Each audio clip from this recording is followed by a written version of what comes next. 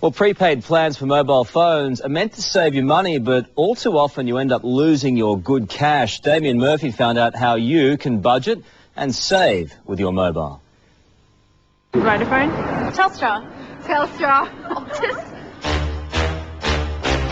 So you ever been in a situation where you've actually lost credit? Yeah, I lost maybe about $20. How'd you feel about that? Pretty upset. How much did you lose? I lost like $20, so that was pretty bad. From $5 to $50, they're the mobile users who've lost their prepaid credit because they left it too long. Their 30, 60 or 90-day limit ran out. Now more than ever, it's a case of use it or lose it.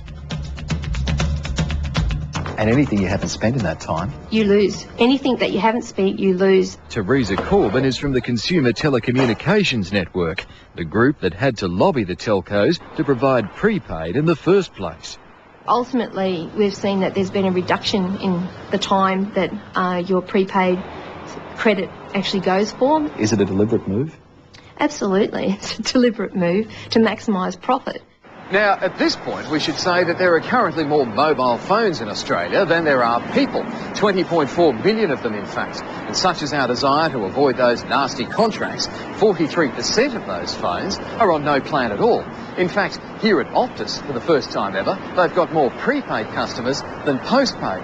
It all begs the question, if the big telcos can't trap us on a plan, then how are they going to trap us on prepaid?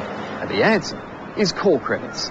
By the hundreds of responses that we get every single week, it's estimated by us that it's at least 25% is absolutely lost. So $1.25 billion a year. That's correct. In calls that have been paid for but have never been made. That's correct. Mark Whittaker is one half of SavvyTel, the latest in a string of tiny telcos that, in an industry renowned for following the leader, is doing something different.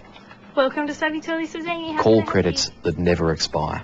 Yeah, it's an Australian first, and as it turns out, after our research, when we completed it, it is a world first. We're very proud of it, and we can do it because we can, and we decided it was a good idea. Hello, Kat speaking. Kath Paggett has been one of the first to sign up after being caught out on credits. I found that I was either not using all the credits I was paying for, so then it was wasted, or I was feeling obliged to use them, so then I would always spend more and then obviously pay more than I actually needed to. How many prepaid plans are there on the market? I would think there'd be between 200 and 300, something like that. Reg Robertson from Phone Choice is paid by the telcos to compare mobile plans. Virgin has the best plan on prepaid at the moment, but you've got to be online to buy it. And that's the catch, but you do get a flat 10 cent a minute call rate plus 10 cent text messages and free voicemail, though your call credits expire in 45 days. A more generous 180-day limit is on offer from GoTalk, though your other costs go up.